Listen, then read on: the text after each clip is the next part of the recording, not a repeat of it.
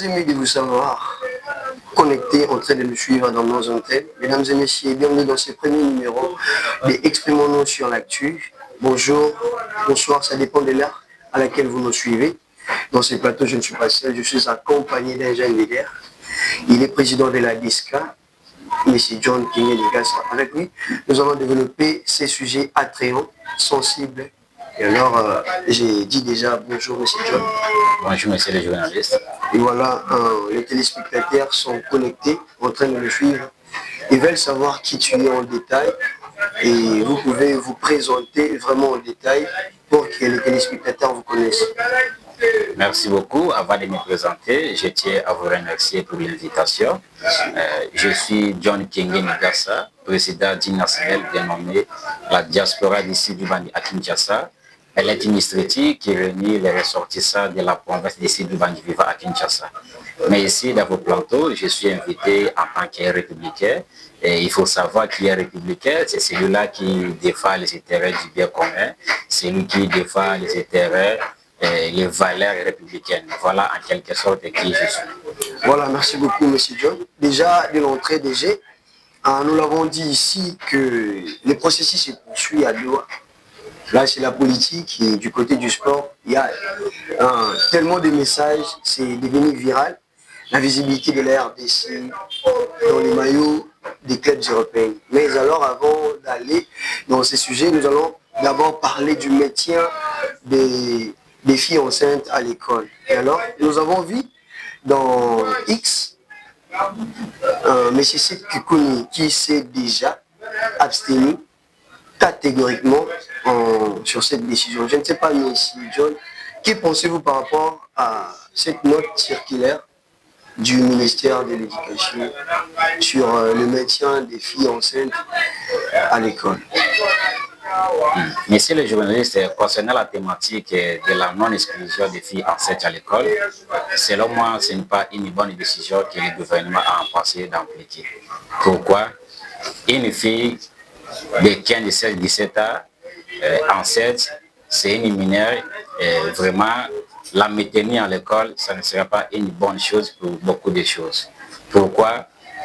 Comme je l'ai dit dans l'entrée de jeu, un enfant qui nage de 15, 16, 17 ans, enceinte, c'est une mineure victime de viol. Vous voyez?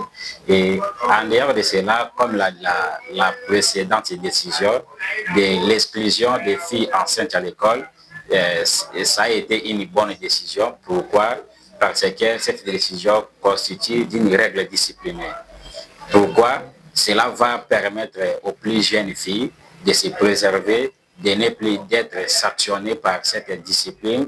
Au cas où elle connaîtra, ou au cas où je serai enceinte, je serai sanctionné, mes études vont prendre fin, et ça serait une bonne chose. Et autoriser son maintien à l'école, ça va encore propager aux plus jeunes filles d'être enceintes parce qu'elles diront non. Ma collègue, elle est enceinte et on l'a autorisé de continuer ses études, de poursuivre ses études. Si aussi moi je tombe enceinte, ça ne sera pas aussi une mauvaise chose pour moi. Vous voyez que non, ça va encore augmenter beaucoup de cas de grossesse de mineurs dans des milliers ruraux et dans urbains, ce ne serait pas une bonne chose. Et nous appelons au gouvernement de s'asseoir sa décision et de maintenir que la règle disciplinaire tenant à exclure les jeunes filles des mineurs qui sont enceintes dans des milieux scolaires. Alors, déjà, votre position, vous vous abstenez par rapport à la décision. Alors, en allant du droit de l'enfant, la Constitution prévoit que tout enfant a droit à l'éducation. Alors, exclure les enfants, bien qu'enceintes, à l'école, n'est-ce pas, c'est l'air privé de leur droit? La Constitution, c'est bon, mais la Constitution, elle est aussi accompagnée par des règles. Vous voyez? La règle, vraiment, on ne peut pas la champer parce que dans la Constitution qui prévoit l'éducation de tout enfant, mais en dehors de cela, il y a aussi des règles qui régissent nos écoles. Parce qu'à l'école, vous allez voir, il y a un intendant qui est là, il y a un chargé de discipline. Au cas où un enfant arrivé en retard à l'école, on doit la sanctionner, tout ça. Est-ce que les sanctions d'un élève qui vient en retard à l'école, elle est inscrite dans la Constitution? Non.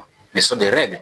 Mais pourquoi pas maintenir aussi la règle qui dit de sanctionner les jeunes filles qui sont des mineurs enceintes au milieu scolaire. Ce sont des règles disciplinaires et d'ailleurs ce sont des bonnes règles qui vont permettre à nos jeunes filles de bien se protéger. Je vous arrache un peu la parole. Quand vous parlez des règles par rapport aux élèves qui viennent en retard et autres, je crois ces règles-là ne s'abstiennent pas à la loi constitutionnelle. Bon, vous savez, quand vous parlez d'une chose qui peut-être détourne la loi constitutionnelle, vous ne voyez pas que ça crée un peu vous voyez, la Constitution, c'est une loi, mais aucune personne ne peut s'attaquer à elle. Vous voyez? Mais au-delà de cela, comme je me suis perdu comme État républicain, nous sommes appelés à défendre les valeurs républicaines. Vous voyez? Parce que une fille qui est mineure, d'ailleurs, enceinte, les maintenant à l'école, ce n'est pas une bonne chose. Parce qu'avec une maman, vous savez, si on va demander les médecins comment les femmes qui sont enceintes, les choses qui leur arrivent, c'est compliqué.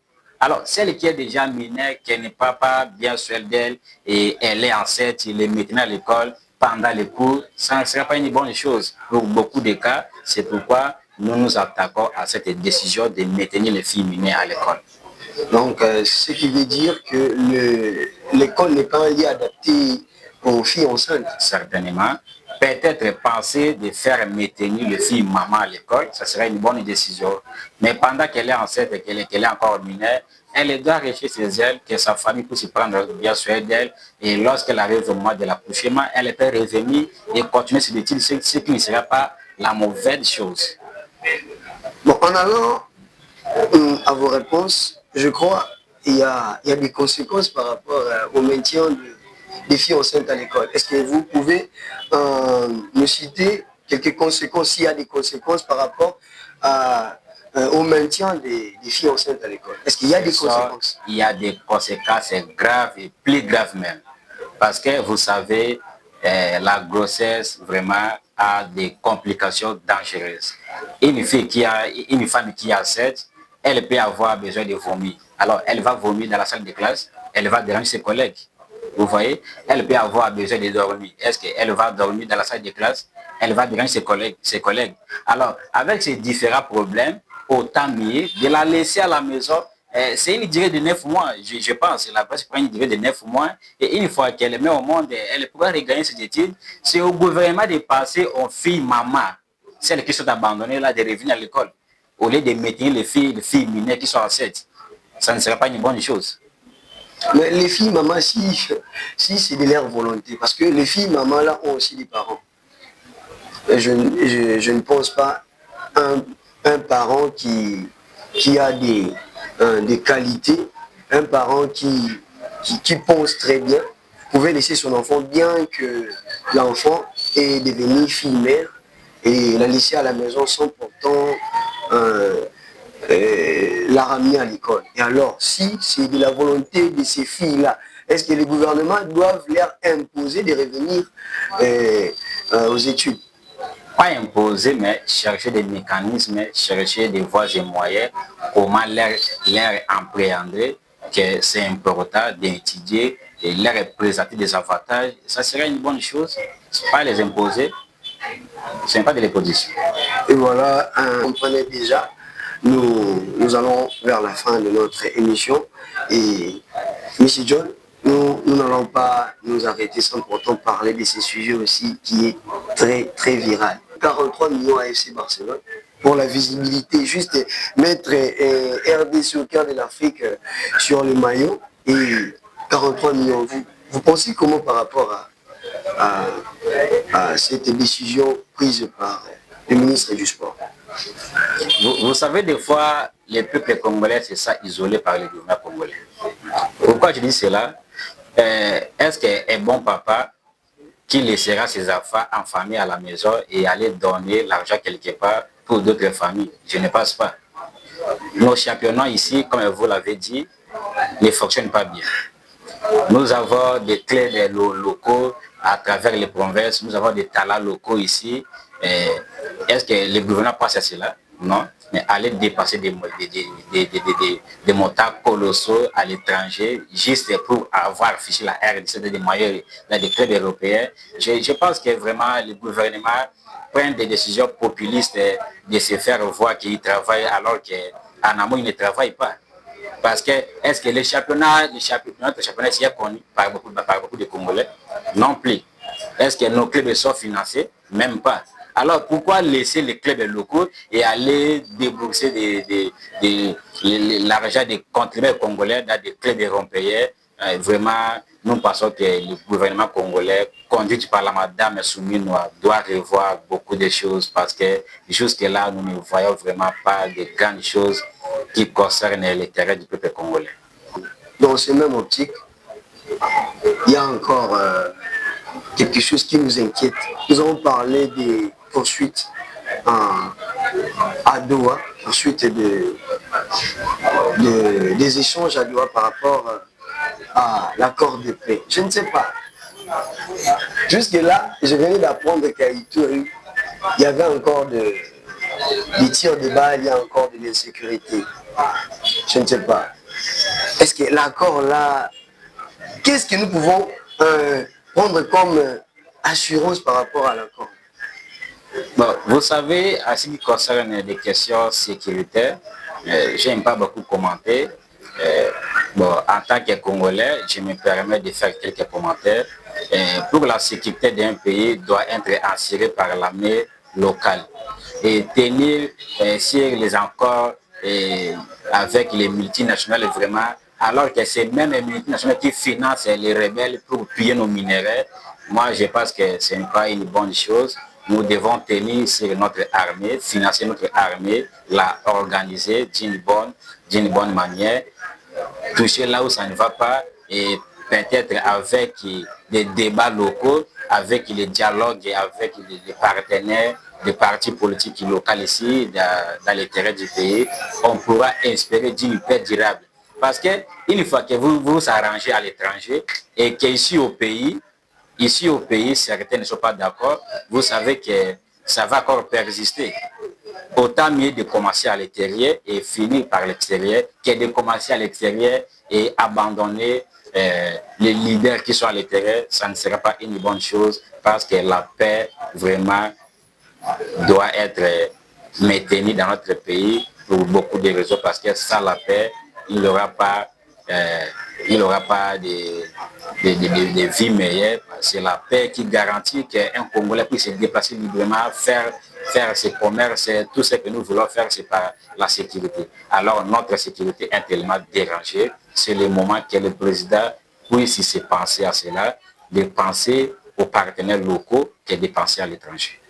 Et voilà, mesdames et messieurs, nous sommes déjà à la fin de ce premier numéro d'Exprimons-nous sur l'actu. Ici, les micros, ils sont filtres. Les micros n'est pas maquillés. Et alors, nous sommes déjà à la fin de notre émission. Monsieur John, vous avez quelque chose à dire au gouvernement par rapport à toutes ces situations qui se passent dans notre pays? Ce que nous avons proposé dans notre pot de républicains par rapport à ces trois sujets que nous venons de discuter ici, par rapport au métier des filles mineures à l'école, nous appelons au gouvernement de surseoir sa décision et de penser le métier des filles maman à l'école. Et par rapport de ce qui concerne notre sport, nous allons appeler notre ministre des Sports de penser en financer nos clubs ici, que de dilapider l'argent des contributeurs congolais des clubs européens. Et en ce qui concerne la sécurité de notre pays, nous faisons appel à notre président qui est d'abord un démocrate de réunir les leaders politiciens congolais autour de lui, autour d'une même table, afin de parler sécurité de notre pays et pour inspirer d'une paix durable. Et voilà, nous sommes à la fin. Monsieur Mdimbi, les Congolais ont besoin aussi de respirer. Nos clubs congolais ont besoin aussi de respirer. Regardez aussi à l'intérieur du pays comment les clubs congolais souffrent, comment les sports congolais souffrent. Et Madame la ministre de l'Éducation, il faut voir un peu les retombées de cette décision, si ça peut aller, ou ça ne va pas aller. Alors, nous sommes à la fin de notre émission, chers téléspectateurs. C'était un plaisir pour nous de vous présenter cette émission. Restez branchés sur nos antennes. Laissez-nous des commentaires. D'ici là, portez-vous bien.